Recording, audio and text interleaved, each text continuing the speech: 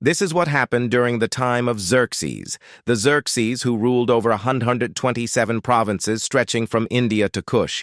At that time, King Xerxes reigned from his royal throne in the citadel of Susa, and in the 3rd year of his reign he gave a banquet for all his nobles and officials. The military leaders of Persia and Media, the princes, and the nobles of the provinces were present.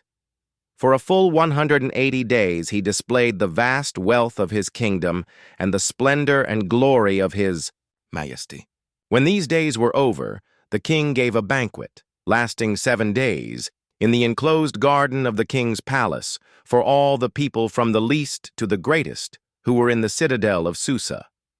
The garden had hangings of white and blue, linen, fastened with cords of white linen and purple material to silver rings on marble pillars. There were couches of gold and silver on a mosaic pavement of porphyry, marble, mother of pearl, and other costly stones. Wine was served in goblets of gold, each one different from the other, and the royal wine was abundant in keeping with the king's liberality. By the king's command, each guest was allowed to drink with no restrictions, for the king instructed all the wine stewards to serve each man what he wished.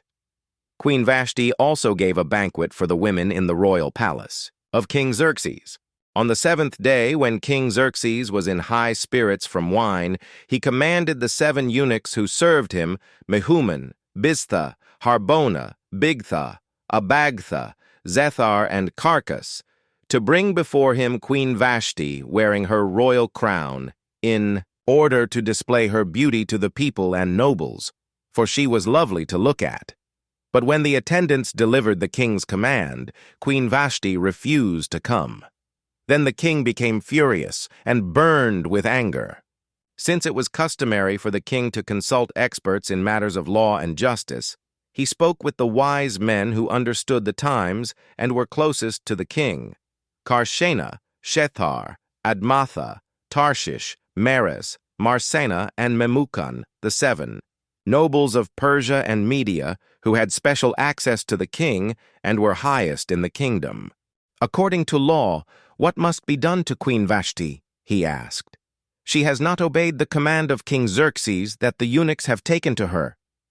Then Memucan replied in the presence of the king and the nobles, Queen Vashti has done wrong, not only against the king, but also against all the nobles and the peoples of all the provinces of King Xerxes. For the queen's conduct will become known to all the women, and so they will despise their husbands and say, King Xerxes commanded Queen Vashti to be brought before him, but she would not come. This very day, the Persian and Median women of the nobility who have heard about the queen's conduct will respond to all the king's nobles in the same way. There will be no end of disrespect and discord. Therefore, if it pleases the king, let him issue a royal decree, and let it be written in the laws of Persia and Media, which cannot be repealed, that Vashti is never again to enter the presence of King Xerxes.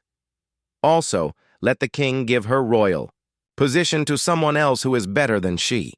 Then when the king's edict is proclaimed throughout all his vast realm, all the women will respect their husbands, from the least to the greatest. The king and his nobles were pleased with this advice, so the king did as Memucan proposed. He sent dispatches to all parts of the kingdom, to each province in its own script, and to each people in their own language, proclaiming that every man should be ruler over his own household, using his native tongue. Later, when King Xerxes' fury had subsided, he remembered Vashti and what she had done and what he had decreed about her. Then the king's personal attendants proposed, Let a search be made for beautiful young virgins for the king. Let the king appoint commissioners in every province of his realm to bring all these beautiful young women into the harem at the citadel of Susa. Let them be placed under the care of Haggai, the king's eunuch, who is in charge of the women, and let beauty treatments be given to them. Then let the young woman who pleases the king be queen instead of Vashti. This advice appealed to the king, and he followed it. Now there was in the citadel of Susa a Jew of the tribe of Benjamin, named Mordecai, son of Jair, the son of Shimei, the son of Kish, who had been carried into exile from Jerusalem by Nebuchadnezzar, king of Babylon, among those taken captive with Jehoiakim, king of Judah. Mordecai had a cousin named Hadassah, whom he had brought up because she had neither father nor mother. This young woman, who was also known as Esther, had a lovely figure and was beautiful. Mordecai had taken her as his own daughter when her father and mother died. When the king's order and edict had been proclaimed, many young women were brought to the citadel of Susa and put under the care of Haggai. Esther also was taken to the king's palace and entrusted to Haggai, who had charge of the harem. She pleased him and won his favor. Immediately he provided her with her beauty treatments and special food. He assigned to her 7 female attendants, selected from the king's palace, and moved her and her attendants into the best place in the harem. Esther had not revealed her nationality and family background, because Mordecai had forbidden her to do so. Every day he walked back and forth near the courtyard of the harem to find out how Esther was and what was happening to her. Before a young woman's turn came to go into King Xerxes, she had to complete 12 months of beauty treatments prescribed for the women, 6 months with oil of myrrh, and 6 with perfumes and cosmetics. And this is how she would go to the king. Anything she wanted was given her to take with her from the harem to the king's palace. In the evening she would go there, and in the morning return to another part of the harem to the care of Shashgaz, the king's eunuch who was in charge of the concubines. She would not return to the king unless he was pleased with her and summoned her by name. When the turn came for Esther, the young woman Mordecai had adopted, the daughter of his uncle Abihail, to go to the king, she asked for nothing other than what Haggai, the king's eunuch who was in charge of the harem, suggested. And Esther won the favor of everyone who saw her. She was taken to King Xerxes in the royal residence in the 10th month, the month of Tebeth, in the 7th year of his reign. Now the king was attracted to Esther more than to any of the other women, and she won his favor and approval more than any of the other virgins. So he set a royal crown on her head and made her queen, instead of Vashti. And the king gave a great banquet, Esther's banquet, for all his nobles and officials. He proclaimed a holiday throughout the provinces and distributed gifts with royal liberality. When the virgins were assembled a second time, Mordecai was sitting at the king's gate. But Esther had kept secret her family background and nationality, just as Mordecai had told her to do, for she continued to follow Mordecai's instructions as she had done when he was bringing her up. During the time Mordecai was sitting at the king's gate, Bigthana and Teresh, 2 of the king's officers who guarded the doorway, became angry and conspired to assassinate King Xerxes. But Mordecai found out about the plot and told Queen Esther, who in turn reported it to the king, giving credit to Mordecai. And when the report was investigated and found to be true, the 2 officials were impaled on poles. All this was recorded in the book of the annals in the presence of the king. After these events, King Xerxes honored Haman's son of Hammedatha, the Agagite, elevating him and giving him a seat of honor higher than that of all the other nobles. All the royal officials at the king's gate knelt down and paid honor to Haman, for the king had commanded this concerning him. But Mordecai would not kneel down or pay him honor. Then the royal officials at the king's gate asked Mordecai, "Why do you disobey the king's command?" Day after day they spoke to him, but he refused to comply.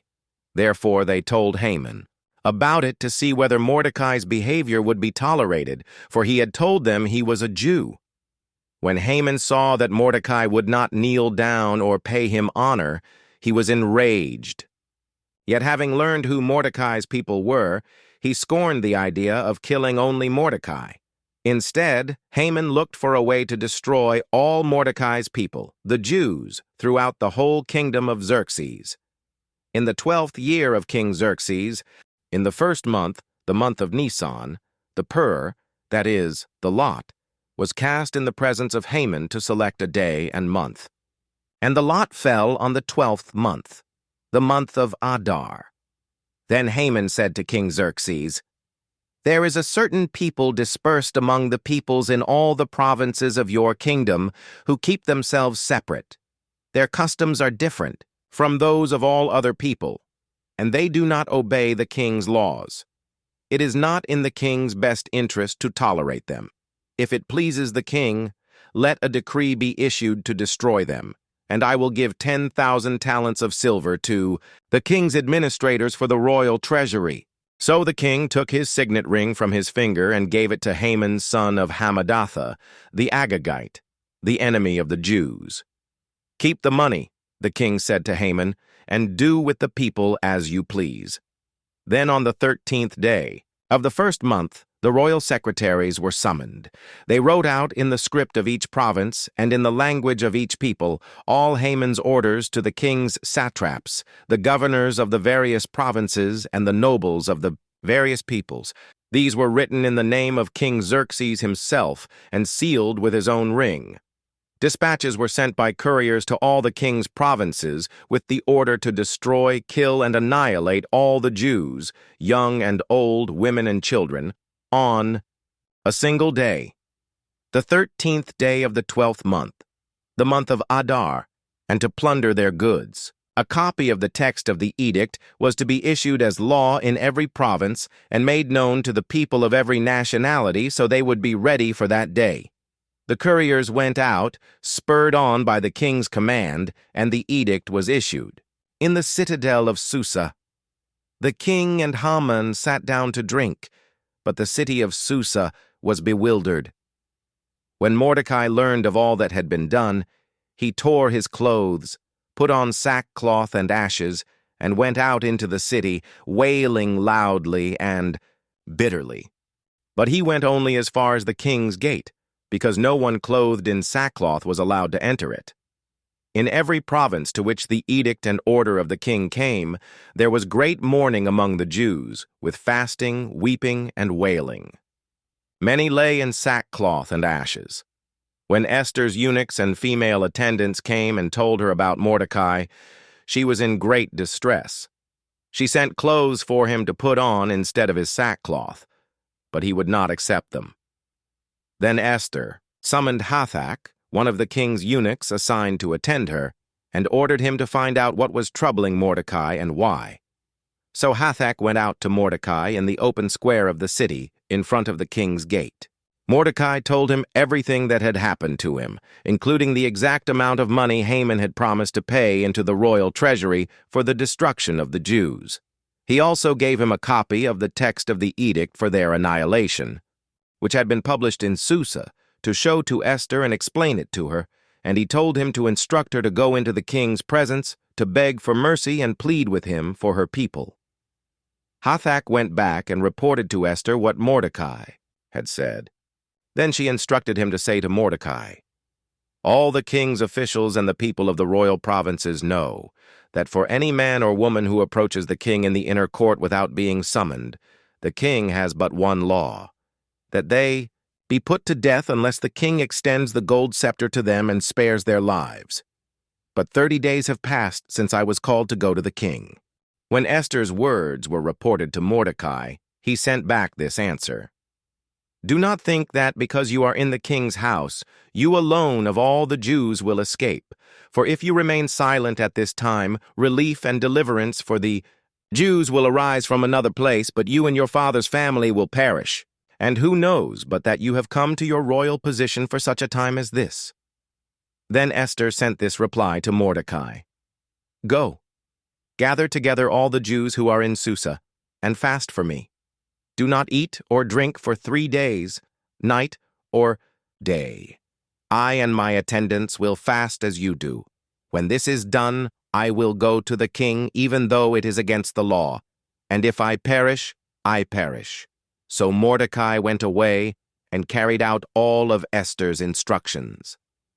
On the 3rd day, Esther put on her royal robes and stood in the inner court of the palace, in front of the king's hall. The king was sitting on his royal throne in the hall, facing the entrance. When he saw Queen Esther standing in the court, he was pleased with her and held out to her the gold scepter that was in his hand. So Esther approached and touched the tip of the scepter. Then the king asked, "What is it, Queen Esther? What is your request? Even up to half the kingdom it will be given you." "If it pleases the king," replied Esther, "let the king, together with Haman, come today to a banquet I have prepared for him." "Bring Haman at once," the king said, "so that we may do what Esther asks." So the king and Haman went to the banquet Esther had prepared. As they were drinking wine, the king again asked Esther, "Now what is your petition? It will be given you. And what is your request? Even up to half the kingdom it will be granted." Esther replied, "My petition and my request is this. If the king regards me with favor, and if it pleases the king to grant my petition and fulfill my request, let the king and Haman come tomorrow to the banquet I will prepare for them. Then I will answer the king's question." Haman went out that day happy and in high spirits. But when he saw Mordecai at the king's gate and observed that he neither rose nor showed fear in his presence, he was filled with rage against Mordecai. Nevertheless, Haman restrained himself and went home. Calling together his friends and Zeresh, his wife, Haman boasted to them about his vast wealth, his many sons, and all the ways the king had honored him, and how he had elevated him above the other nobles and officials. "And that's not all," Haman added. "I'm the only person Queen Esther invited to accompany the king to the banquet she gave, and she has invited me along with the king tomorrow. But all this gives me no satisfaction as long as I see that Jew Mordecai sitting at the king's gate." His wife Zeresh and all his friends said to him, "Have a pole set up, reaching to a height of 50 cubits, and ask the king in the morning to have Mordecai impaled on it. Then go with the king to the banquet and enjoy yourself." This suggestion delighted Haman, and he had the pole set up. That night the king could not sleep, so he ordered the Book of the Chronicles, the record of his reign, to be brought in and read to him. It was found recorded there that Mordecai had exposed Bigthana and Teresh, two of the king's officers, who guarded the doorway, who had conspired to assassinate King Xerxes. "What honor and recognition has Mordecai received for this?" the king asked. "Nothing has been done for him," his attendants answered. The king said, "Who is in the court?" Now Haman had just entered the outer court of the palace to speak to the king about impaling Mordecai on the pole he had set up for him. His attendants answered, "Haman is standing in the court. Bring him in," the king ordered. When Haman entered, the king asked him, "What should be done for the man the king delights to honor?" Now Haman thought to himself, "Who is there that the king would rather honor than me?" So he answered the king, "For the man the king delights to honor, have them bring a royal robe the king has worn and a horse the king has ridden, one with a royal crest placed on its head. Then let the robe and horse be entrusted to one of the king's most noble princes. Let them robe the man the king delights to honor, and lead him on the horse through the city streets, proclaiming before him, 'This is what is done for the man the king delights to honor.'" "Go at once," the king commanded Haman. "Get the robe and the horse, and do just as you have suggested for Mordecai the Jew who sits at the king's gate. Do not neglect anything you have recommended." So Haman got the robe and the horse. He robed Mordecai and led him on horseback through the city streets, proclaiming before him, "This is what is done for the man the king delights to honor." Afterward Mordecai returned to the king's gate. But Haman rushed home, with his head covered in grief, and told Zeresh his wife and all his friends everything that had happened to him.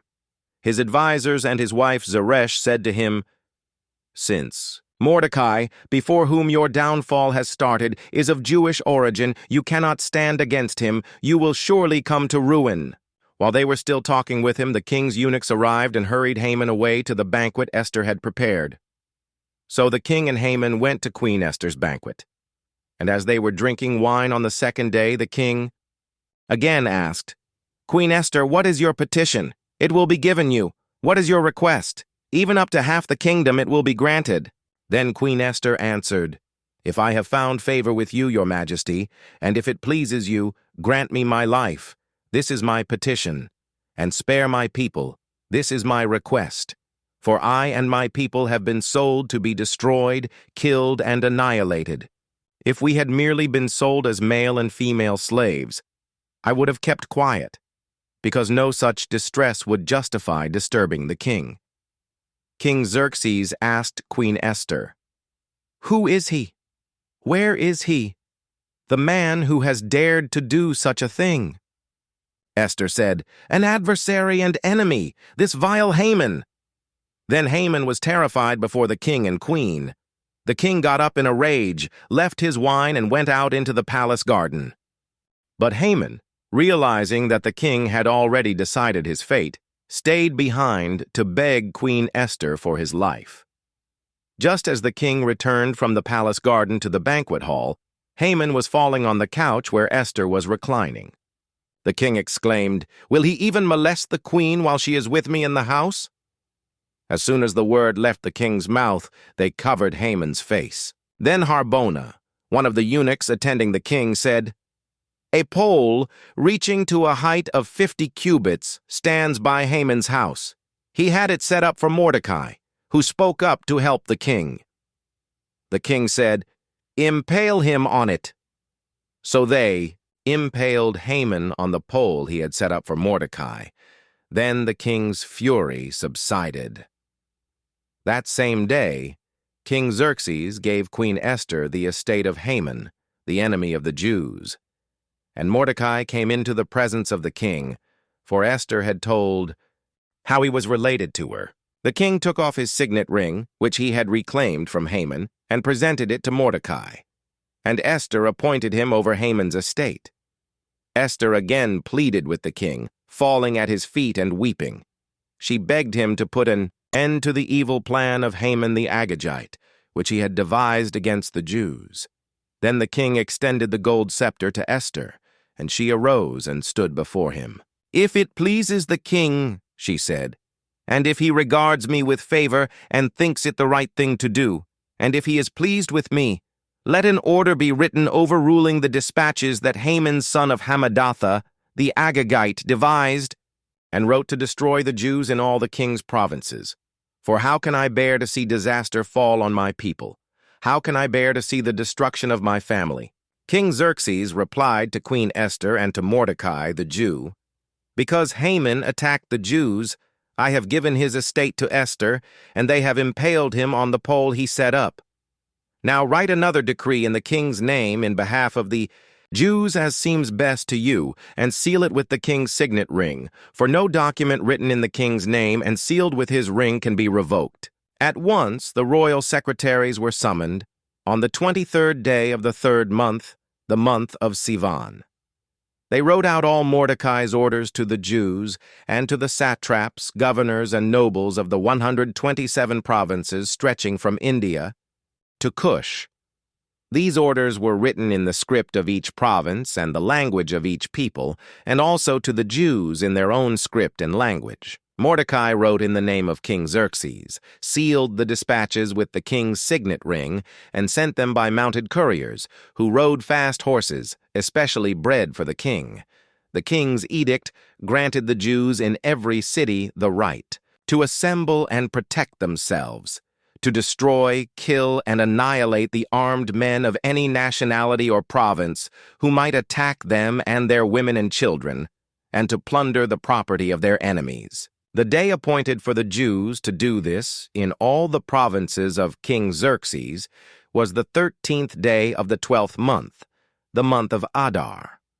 A copy of the text of the edict was to be issued as law in every province and made known to the people of every nationality, so that the Jews would be ready on that day to avenge themselves on their enemies. The couriers, riding the royal horses, went out, spurred on by the king's command, and the edict was issued in the citadel of Susa. When Mordecai left the king's presence, he was wearing royal garments of blue and white, a large crown of gold and a purple robe of fine linen, and the city of Susa held a joyous celebration. For the Jews it was a time of happiness and joy, gladness and honor. In every province and in every city to which the edict of the king came, there was joy and gladness among the Jews, with feasting and celebrating, and many people of other nationalities became Jews because fear of the Jews had seized them. On the 13th day of the 12th month, the month of Adar. The edict commanded by the king was to be carried out. On this day the enemies of the Jews had hoped to overpower them, but now the tables were turned, and the Jews got the upper hand over those who hated them. The Jews assembled in their cities in all the provinces of King Xerxes to attack those determined to destroy them. No one could stand against them, because the people of all the other nationalities were afraid of them. And all the nobles of the provinces, the satraps, the governors, and the king's administrators helped the Jews, because fear of Mordecai had seized them. Mordecai was prominent in the palace. His reputation spread throughout the provinces, and he became more and more powerful. The Jews struck down all their enemies with the sword, killing and destroying them, and they did what they pleased to those who hated them. In the citadel of Susa, the Jews killed and destroyed 500 men. They also killed Parshandatha, Dalphon, Aspatha, Poratha, Adalia, Aridatha, Parmashta, Arisai, Aridai, and Vaizatha, the 10 sons of Haman son of Hammedatha, the enemy of the Jews. But they did not lay their hands on the plunder. The number of those killed in the citadel of Susa was reported to the king that same day. The king said to Queen Esther, "The Jews have killed and destroyed 500 men and the 10 sons of Haman in the citadel of Susa. What have they done in the rest of the king's provinces? Now what is your petition? It will be given you. What is your request? It will also be granted." "If it pleases the king," Esther answered, "give the Jews in Susa permission to carry out this day's edict tomorrow also, and let Haman's 10 sons be impaled on poles." So the king commanded that this be done. An edict was issued in Susa, and they impaled the 10 sons of Haman. The Jews in Susa came together on the 14th day of the month of Adar, and they put to death in Susa 300 men. But they did not lay their hands on the plunder. Meanwhile, the remainder of the Jews who were in the king's provinces also assembled to protect themselves and get relief from their enemies. They killed 75,000 of them, but did not lay their hands on the plunder. This happened on the 13th day of the month of Adar, and on the 14th they rested and made it a day of feasting and joy. The Jews in Susa, however, had assembled on the 13th and 14th, and then on the 15th they rested and made it a day of feasting and joy. That is why rural Jews, those living in villages, observe the 14th of the month of Adar as a day of joy and feasting, a day for giving presents to each other. Mordecai recorded these events, and he sent letters to all the Jews throughout the provinces of King Xerxes, near and far, to have them celebrate annually the 14th and 15th days of the month of Adar, as the time when the Jews got relief from their enemies, and as the month when their sorrow was turned into joy and their mourning into a day of celebration. He wrote them to observe the days as days of feasting and joy, and giving presents of food to one another and gifts to the poor.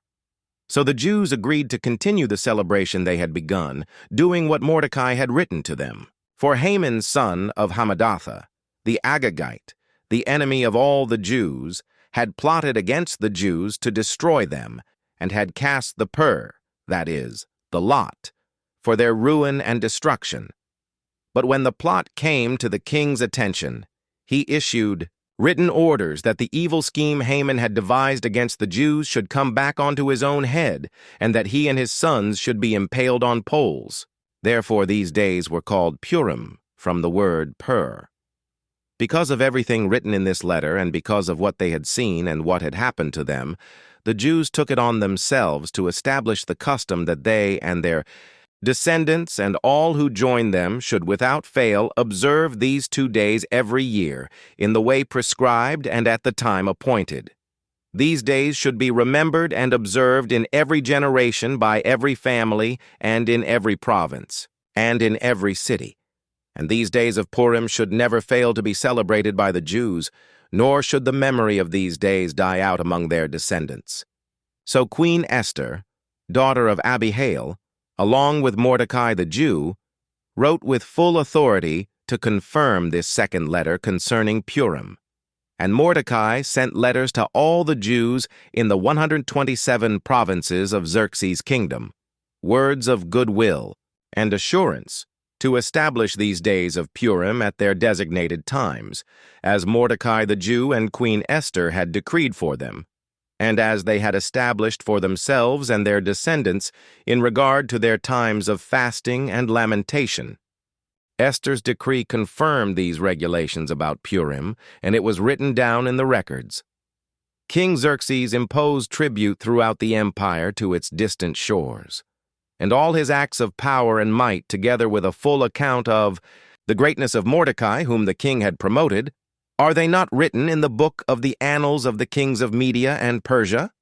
Mordecai the Jew was second in rank to King Xerxes, preeminent among the Jews, and held in high esteem by his many fellow Jews because he worked for the good of his people and spoke up for the welfare of all the Jews.